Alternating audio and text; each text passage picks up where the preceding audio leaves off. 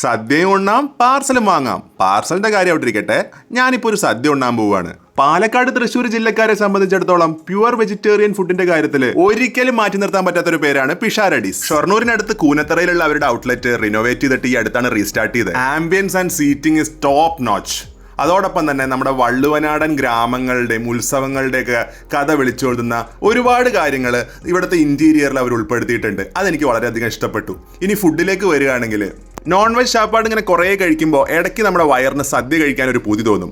അപ്പോൾ എന്താ ചെയ്യുക? ഏതെങ്കിലും കല്യാണങ്ങൾക്ക് പോകും. കല്യാണങ്ങൾക്ക് ആരും വിളിച്ചില്ലെങ്കിൽ എന്താ ചെയ്യുക? നല്ല സദ്യ കിട്ടുന്ന ഹോട്ടൽ എവിടെയാണെന്ന് നോക്കിയിട്ട് അങ്ങോട്ട് പോവുക. ഞാൻ ഒഴികെ എല്ലാവരും കഴിക്കാൻ തുടങ്ങി. എനിക്ക് വീഡിയോ എടുക്കും വേണ്ടേ? ഇലയിട്ട് കൂട്ടുകറികളും തോരനും ഉപ്പേരിയും ചോറും ഒക്കെ വിളമ്പി.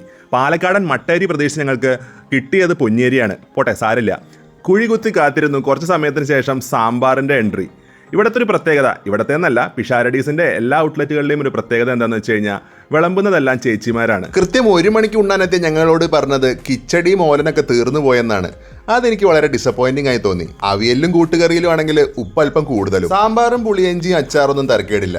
പിന്നെ 2 തരം പായസമുണ്ട്, പാലടയും പരിപ്പും. പാലട ഞാൻ ഗ്ലാസ്സിൽ കുടിക്കുന്നതിനേക്കാളും ഇലയിൽ ഒഴിച്ച് കുടിക്കാനാണ് ഇഷ്ടപ്പെടുന്നത്. അതുകൊണ്ട് തന്നെ മൊത്തം ഇലയിലേക്ക് കൊട്ടി ഒരു പീസ് പപ്പടവും പഴവും ചേർത്തിട്ട് കഴിക്കാമെന്ന് വിചാരിച്ചു. പക്ഷേ പഴം ഒട്ടും പഴുത്തിട്ടില്ല. അതുകൊണ്ട് തന്നെ ആ ഒരു ടേസ്റ്റ് എനിക്ക് കിട്ടിയില്ല. എന്നിരുന്നാലും പായസം ഓവർ മധുരമൊന്നുമില്ല.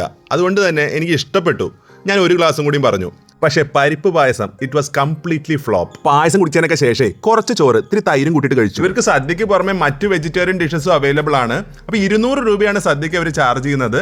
ഫുഡിന്റെ ടേസ്റ്റിന്റെ കാര്യത്തിൽ എനിക്കൊരു ശരാശരി അനുഭവമായിരുന്നെങ്കിലും ഇവരുടെ സർവീസും അതുപോലെ ആംബിയൻസും ഒരുപാട് ഇമ്പ്രൂവ് ആയിട്ടുണ്ട്.